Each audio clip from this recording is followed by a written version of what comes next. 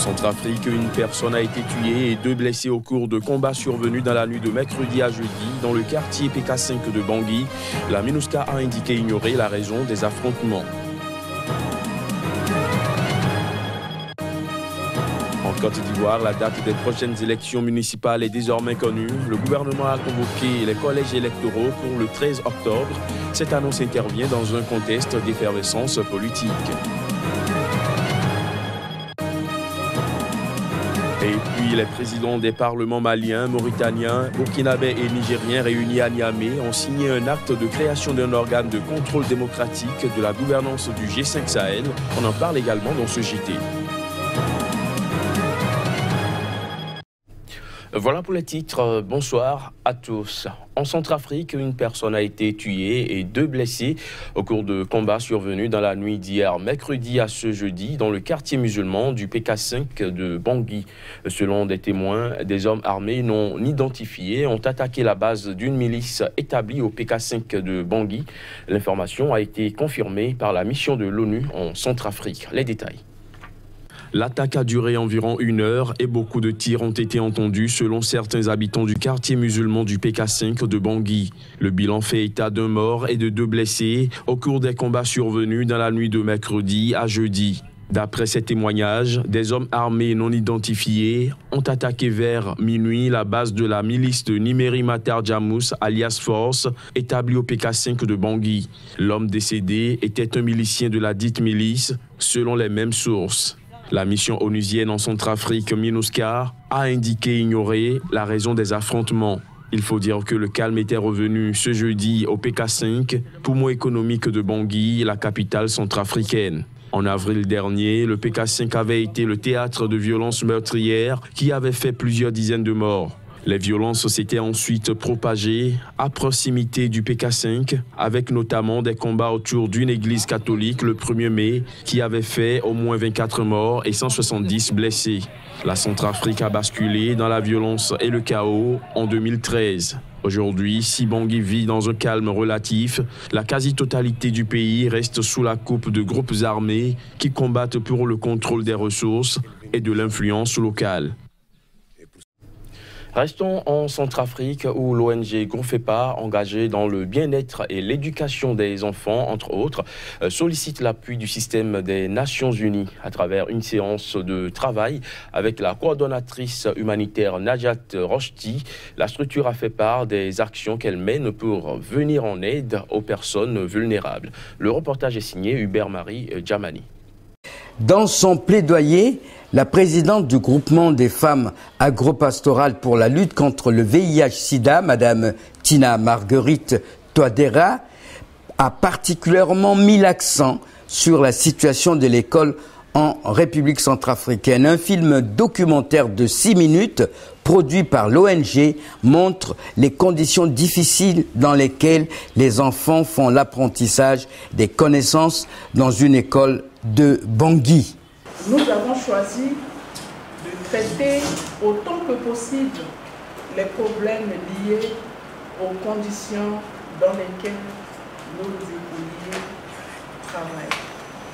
Le coordonnateur humanitaire et représentant résident du PNUD, Madame Najat Rochdi, a salué les efforts que déploie l'ONG nationale à travers les actions initiées pour améliorer les conditions d'apprentissage des enfants dans les écoles publiques en République centrafricaine.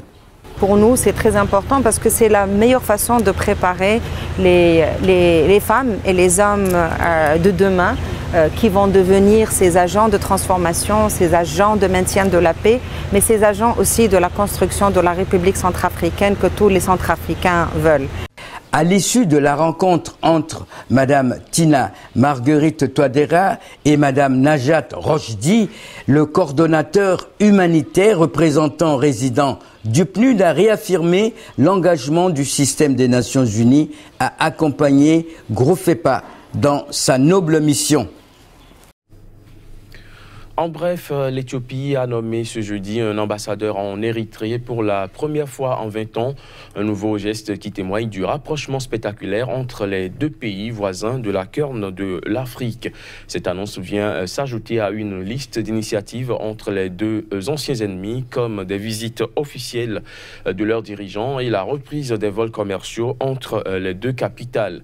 À l'occasion d'une visite de 3 jours à Addis Abeba, le président érythréen avait déjà rouvert lundi dernier l'ambassade de son pays en Éthiopie. Rappelons que l'Éthiopie et l'Érythrée avaient rompu leurs relations diplomatiques à l'occasion du conflit frontalier qui les a opposés entre 1998 et 2000 et qui avait fait quelques 80 000 morts. En Côte d'Ivoire, le gouvernement a convoqué les collèges électoraux pour le 13 octobre prochain. À cette date, les Ivoiriens doivent procéder à l'élection de leurs conseillers régionaux et municipaux. Cette annonce, faut-il le préciser, intervient dans un contexte d'effervescence politique, seulement 3 jours après le lancement d'un parti unifié par le président Alassane Ouattara et certains de ses alliés.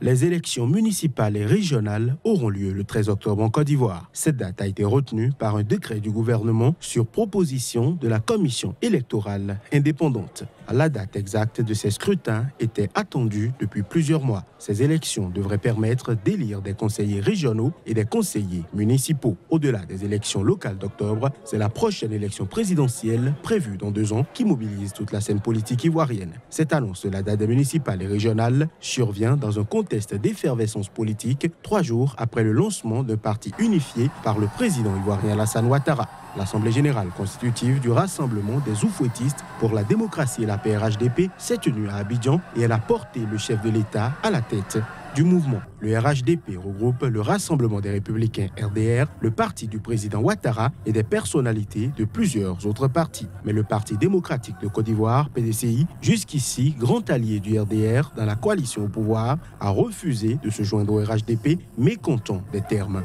de l'alliance proposée.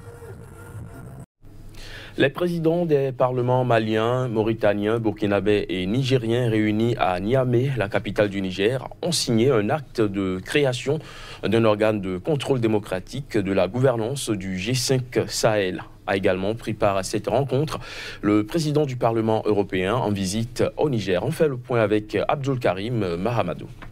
Composé de parlementaires des pays membres du G5 Sahel, la création de l'organe vise, selon les objectifs qui lui sont assignés, à améliorer l'orientation stratégique du G5 Sahel, mais aussi les mécanismes de l'appropriation des objectifs de l'organisation par les populations des pays membres face aux défis sécuritaires et de développement.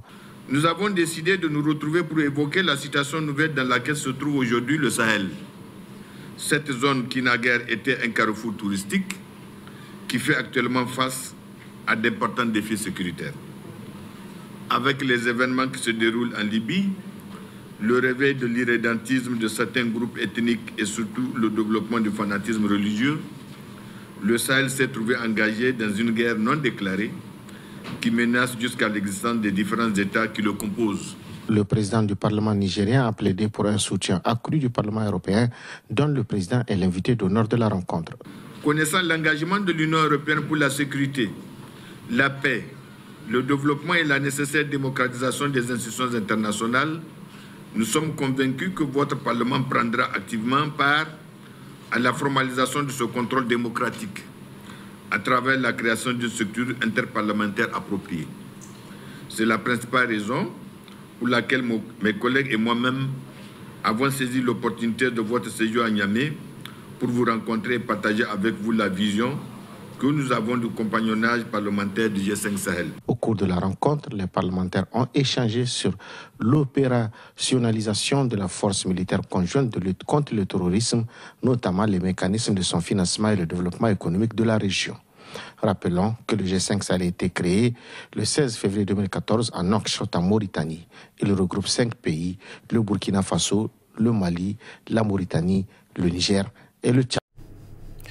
Au Sénégal, la Cour d'appel de Dakar a rejeté la demande de liberté du maire Khalifa Sall. La demande était fondée sur l'arrêt de la Cour de la CEDEAO rendu il y a 2 semaines.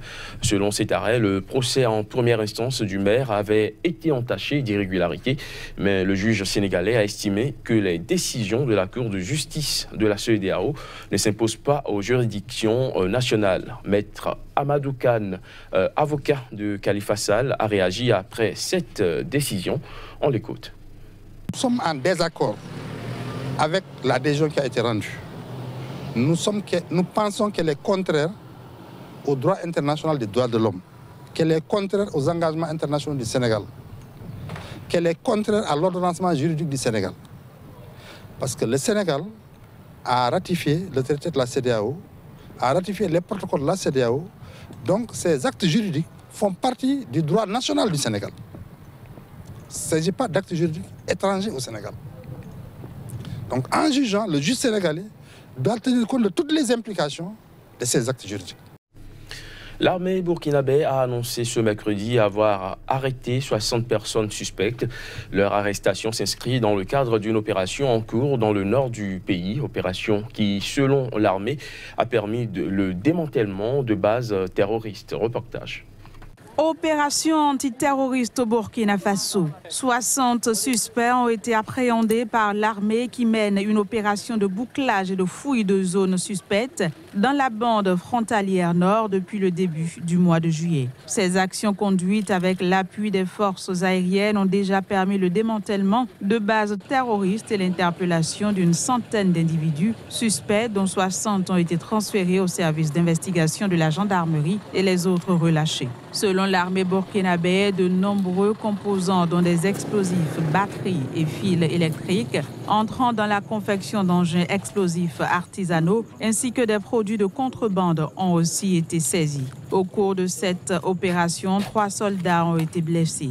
Toujours dans la même région, 2 personnes dont le chef d'un village situé dans le nord du Burkina Faso et frontalier au Mali ont été tués par des individus armés mercredi. Longtemps épargné par les groupes armés actifs au Sahel, le Burkina Faso est confronté depuis 3 ans à des attaques fréquentes et meurtrières et des enlèvements dans le nord du pays. Ces attaques se sont étendues à d'autres régions, dont celle de l'Est frontalière du Togo et du Bénin, où sévissent également des hommes armés et des contrebandiers.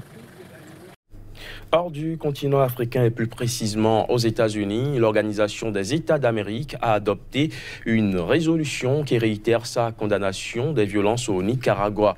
Le groupe a par ailleurs appelé le président nicaraguayen Daniel Ortega à travailler avec l'opposition pour fixer des dates pour des élections.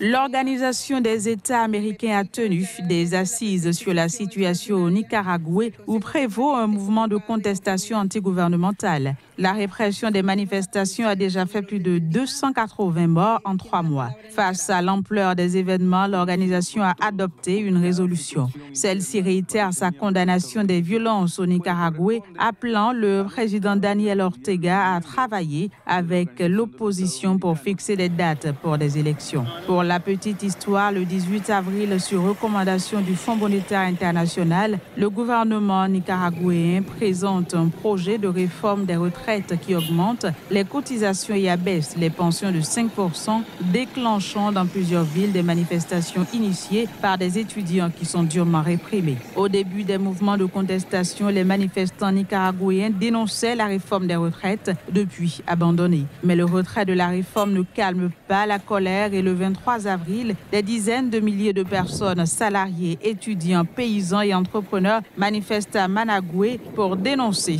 la répression. S'en est suivi la revendication de la démission du président Daniel Ortega du pouvoir. Ce ex-leader de la révolution a été au pouvoir de 1979 à 1990 avant de revenir en 2007.